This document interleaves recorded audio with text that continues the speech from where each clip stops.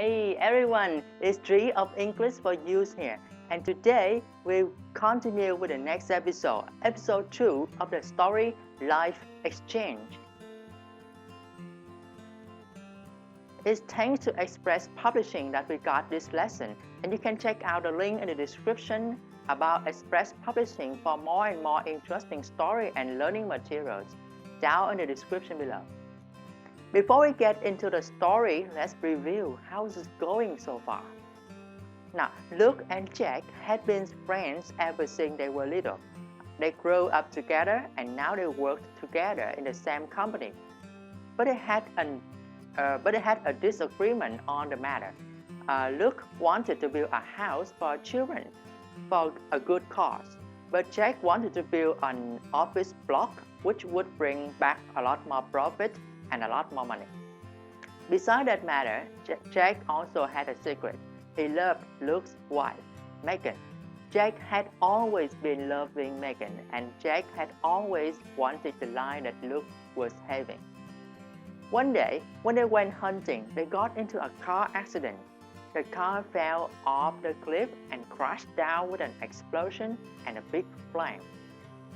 What will happen to Luke and Jack? Will they alive? Will they die? Find out in this episode.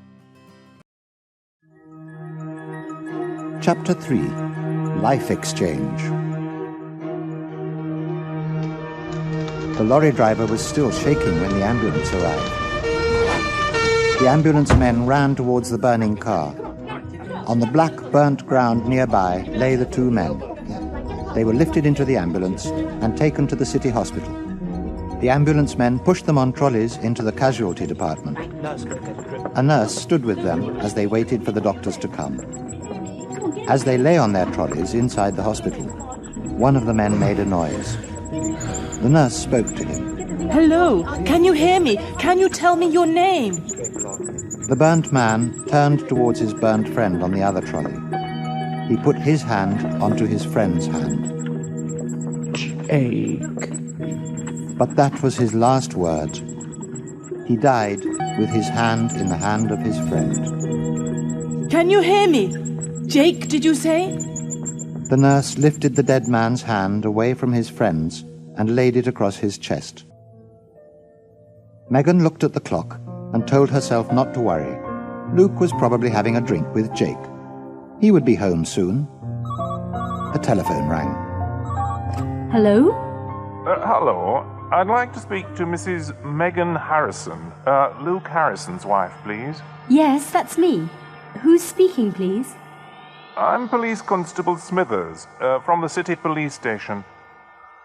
Mrs. Harrison, there's been an accident. A car accident. Rather serious. Megan caught her breath. Oh, no.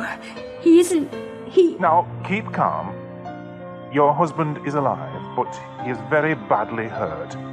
Now, can you come straight to the casualty department at the city hospital, please?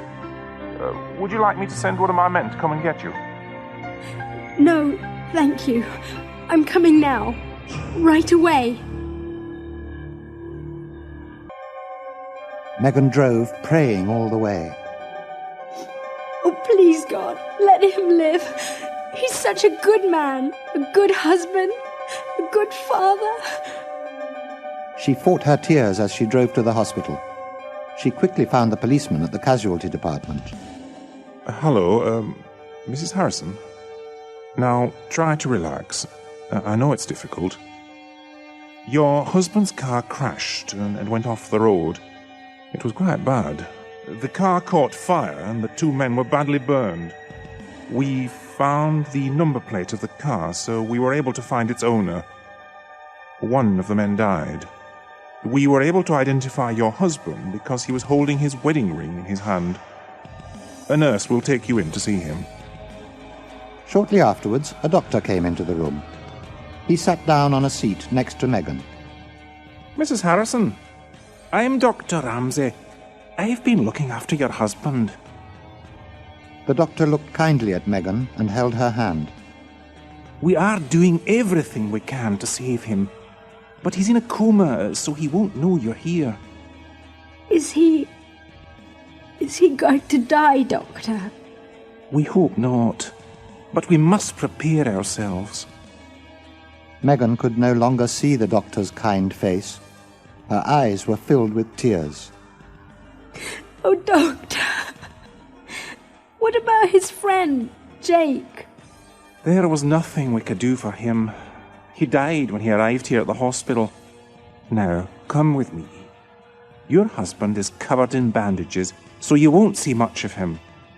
But we all believe it helps the patient to have a loved one nearby, even when they're in a coma. Megan followed the doctor to a small side room at the end of a ward.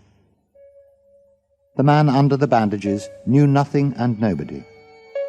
Oh, Luke. Well, I suppose it's better right now that he doesn't know anything. I mean, he would be in terrible pain if he were awake, wouldn't he, Doctor? Yes. You know, Mrs. Harrison, even if he recovers, he might not remember much. He might have amnesia.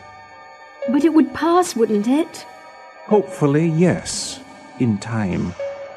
Now, let's leave the nurses to take care of him. Go home and get some rest. We will call you if we need you. And come back tomorrow morning.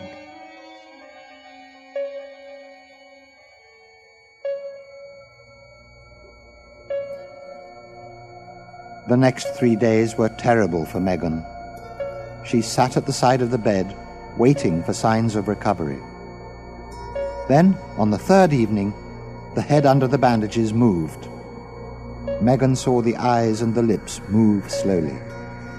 Oh, Luke, my love. Luke, darling, can you hear me? Can you see me? The voice was slow and weak. Megan? Oh, Luke, does it hurt? Don't worry, everything will be all right. You are going to live and come home. We're all going to be together soon. Oh, Luke, I love you so much. The face under the bandages moved, the eyes filled with tears. Then they closed, and Luke slept.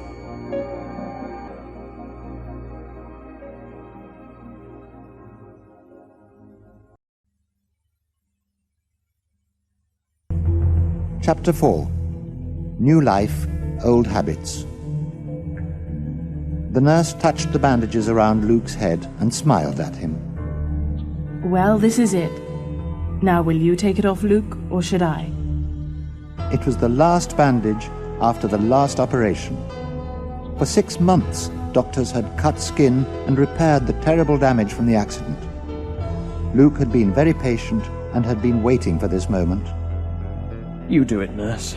It's the last time for you. I'll just watch the good work. He looked into the mirror, and he couldn't believe his eyes. It was like magic. There were a few tiny lines, but apart from that, it was the same good-looking face of the photographs of Luke Harrison before the accident. The same photographs that the doctors had used to recreate the face. And they had got it right. Luke's eyes filled with tears. Oh, I don't know what to say. Well, I look exactly like I did before. It's just perfect. I'm very happy for you, Luke. But you had better go home to your wife before we all fall in love with you. And here she is. Megan walked into the room carrying a suitcase to take his things home. She put down the case and threw her arms around him. Oh, Luke! I've got my old Luke back again. Come on, let's get you home, where you belong. They drove away from the hospital. It was so nice for Megan to sit in the car with her husband at the wheel again. But she noticed that Luke suddenly seemed sad. What is it, love? Aren't you happy? Yes, but I'm so sorry that Jake didn't have the same luck. Do you mind if we stop at the cemetery? I'd just like to see his grave. Megan wondered why he didn't want to go home first. But it was true. Luke had not yet actually seen the grave of his old friend and partner. He had been very sick at the time of the funeral. Of course, love. We'll stop off first and buy some flowers. At the graveyard, Megan put the flowers onto the grave. Then she stepped back to let Luke have a moment alone. Luke went down on his knees and cried. Oh, Jake. My true friend. How is it you and not me? How can I live without you? I'll never forget you. Never. Megan waited for a little while. Then she went and took him away from the grave. They walked back to the car in silence. Luke drove them home. As they walked to the door, Nathan ran out. He threw his arms around Luke. Daddy, oh Daddy, I'm so happy you're back. Nathan pulled Luke by the hand and took him into the living room. I want to see you here by the fire, just like the old days. Oh Daddy, I've missed you so much. I'm going to make sure that nothing bad ever happens to you again. The family had dinner together. Megan poured them all some wine. Here's to our family, together again. And forever.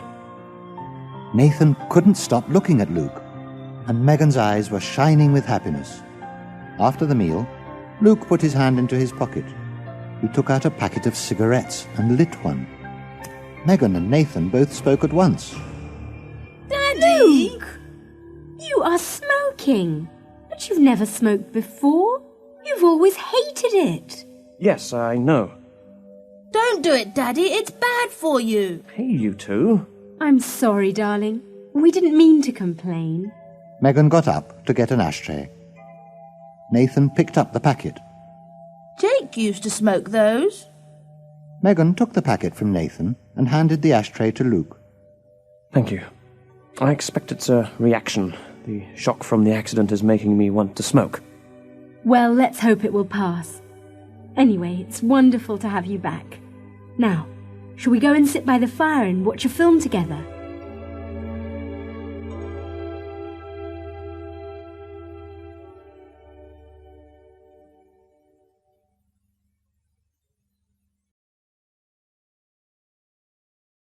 Well, what an interesting development, isn't it? Jack died and Luke survived with the smoking habit of Jack. Stay tuned for the next episode of Life Exchange, where our Luke will receive a telephone call from a stranger, which makes him very, very scared. Who is the caller? Can you guess? So this is Tree from English for Youth. Don't forget to check out the website at englishforyouth.com for the vocabulary list of this lesson. And if you like this lesson, please click the like button or share it with your friends. And if you haven't subscribed already, just click the red button here and you will be updated with the latest video from us. Thanks so much for watching and stay tuned for the next episode of Life Exchange.